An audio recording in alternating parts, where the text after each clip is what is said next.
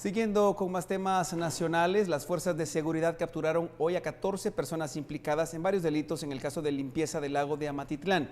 El hermano de Roxana Valdetti figura entre los detenidos. La diligencia se lleva a cabo en el juzgado de Villanueva.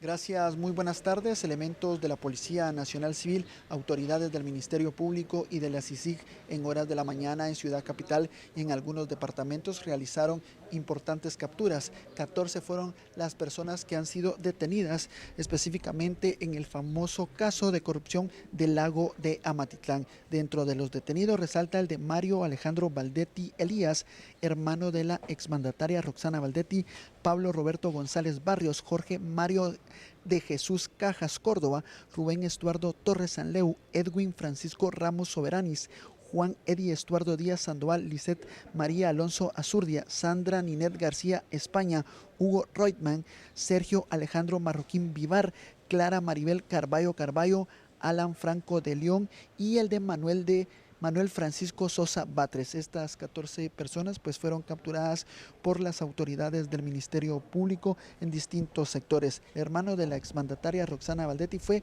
capturado en la zona 5 capitalina.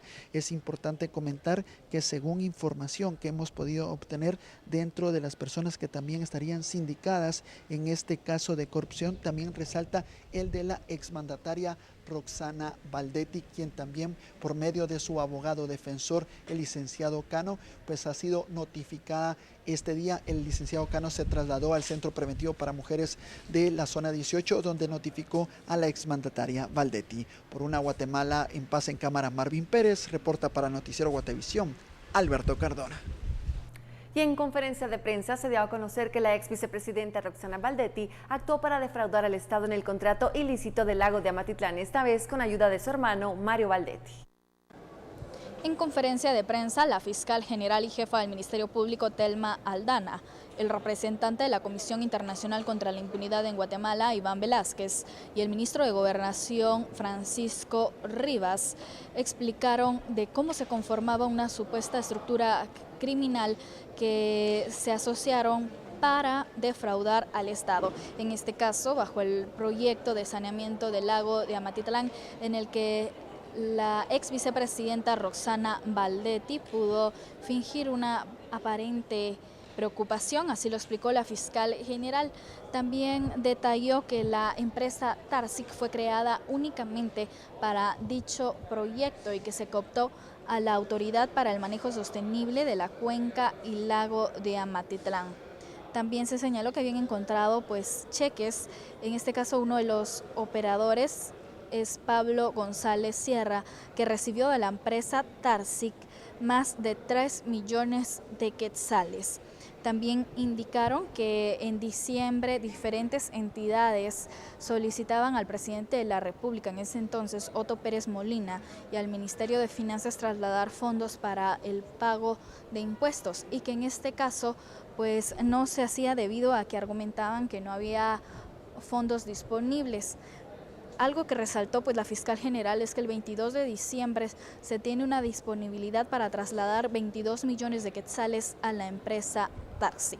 En este caso también continúan las investigaciones, por lo que indicaron que no se puede excluir a ninguna persona, individuo, en este caso podría ser Otto Pérez Molina y el ministro de Finanzas, ya que la investigación continúa. Por una Guatemala en paz, Verónica Orantes y Diego Marcos. La fiscal general Telma Aldana resaltó cómo Roxana Valdetti se valió de un recurso vital de los guatemaltecos para crear el contrato ilícito con esa empresa Tarsic Engineering. A través de la vicepresidencia de la República, en la época de la señora Roxana Valdetti, se inició un proceso de toma de hecho de AMSA para facilitar contrataciones ilícitas. Y vemos también cómo en este caso se toma como pretexto un recurso natural tan importante para el país como es el lago de Amatitlán, para aparentar preocupación por recuperar este lago nuestro y al final se vuelve en un fraude. Y el abogado de Roxana Baldetti se presentó al juzgado de Villanueva, donde fue notificado del caso. La exgobernante tendrá que presentarse en los próximos días, cuando de inicio la primera audiencia. Todo desde que el proceso está bajo reserva, de que sí, mi defendida va a ser citada a una primera declaración y nosotros estamos a la espera de esto, ¿verdad? Recordemos de que son los juzgados, cada juzgado tiene una agenda y respetando la agenda del juzgado, pues vamos a ser notificados, creería yo que un par de días, ¿verdad? O si no es que el día de mañana. Y dentro de este caso del lago de Amatitlán, la Contraloría General de Cuentas señaló que AMSA había realizado un contrato que a todas luces era anómalo.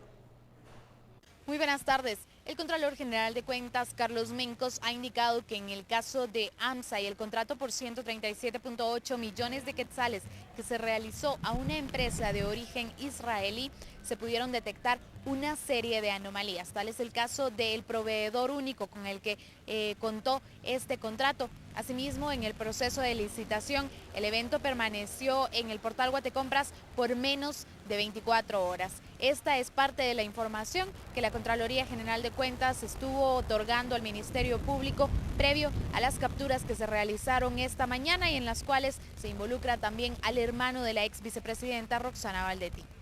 Por una Guatemala en paz, Lourdes Hércules y Byron Socaida. Y en el debate que se sigue en contra de la exdiputada Julia Maldonado por malversar fondos y fraude cuando estuvo al frente de Conjuve, la Fiscalía presentó el testimonio de 5 trabajadores para apoyar la acusación contra Maldonado. Así es, muy buenas tardes. En el juicio que se sigue en contra de la exdiputada Julia Maldonado Echeverría, quien es sindicada de fraude y malversar fondos cuando estuvo al frente del Consejo Nacional de la Juventud Conjuve, de malversar fondos por más de 3.5 millones donados por la Unión Europea. En este debate, la Fiscalía presentó el testimonio de Andrea Fabiola Flores, quien laboró en Conjuve con el cargo de subdirectora financiera. Asimismo, también se presentó Irma Tejeda, Luis López Castro, Rosa Ortega y José Ponce, con el fin de apoyar la acusación contra la exparlamentaria.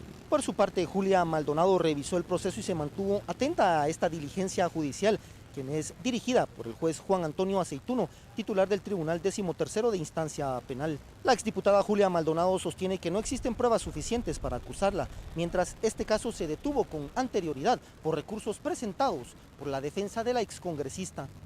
Por una Guatemala en paz, Cristian Martínez y Emilio Artiga. El caso de corrupción en la SAT vinculado a sobornos a la red defraudadora La Línea continuó hoy. El Ministerio Público terminó las imputaciones y los medios de convicción. Luego, el primero de los indicados, el abogado de Aceros de Guatemala, Frank Trujillo, brindó su primera declaración. Indicó desconocer a Giovanni Marroquín Navas y al resto de implicados. Dijo además que nunca organizó prebendas con la SAT para favorecer a Aceros de Guatemala. Y opositores a la extracción minera y representantes del Centro de Acción Legal, Ambiental y Social Calas celebraron el amparo provisional otorgado por la Corte Suprema de Justicia, en el que indica que el Ministerio de Energía y Minas violentó el derecho de consulta de los pueblos indígenas de San Pedro Ayampuc y San José del Golfo y resolvió suspender provisionalmente las acciones de la empresa Exploraciones Mineras de Guatemala y la mina conocida como La Puya. Con esto, la minera pierde el derecho que tiene a operar en la región, no puede desarrollar ningún tipo de actividad industrial relacionada con la minería, que es a lo que se dedica, y por ende tiene que de inmediato cesar operaciones por orden directa de la Corte Suprema de Justicia. Creemos que es un gran avance. La Corte ha acatado una resolución de la misma Corte de Constitucionalidad, que fue quien lo ordenó tramitar este amparo, toda vez que en el año 2014 la anterior Corte había decidido suspenderlo en una forma bastante contradictoria y hasta cierto punto ilegal. El juez de mayor riesgo B, Miguel Ángel Gálvez, accedió a la petición del Ministerio Público planteada ayer de unificar a todos los indicados en el caso de corrupción aduanera que llevó a la ruptura del gobierno anterior, conocido como La Línea. Para el 7 de marzo se programó la audiencia de anticipo de prueba de Salvador Estuardo González, alias ECO, lo que significa que a partir del 14 de marzo, tentativamente, podría reunirse el exbinomio presidencial del Partido Patriota y enfrenten juntos a la justicia guatemalteca. Gobierno pasa por el filtro del Ministerio Público, la CICIG y la Contraloría General de Cuentas a los gobernadores departamentales antes de nombrarlos. Así es, Alejandro. Además, conozca los hechos que destacan en el Plan Internacional de Información al volver.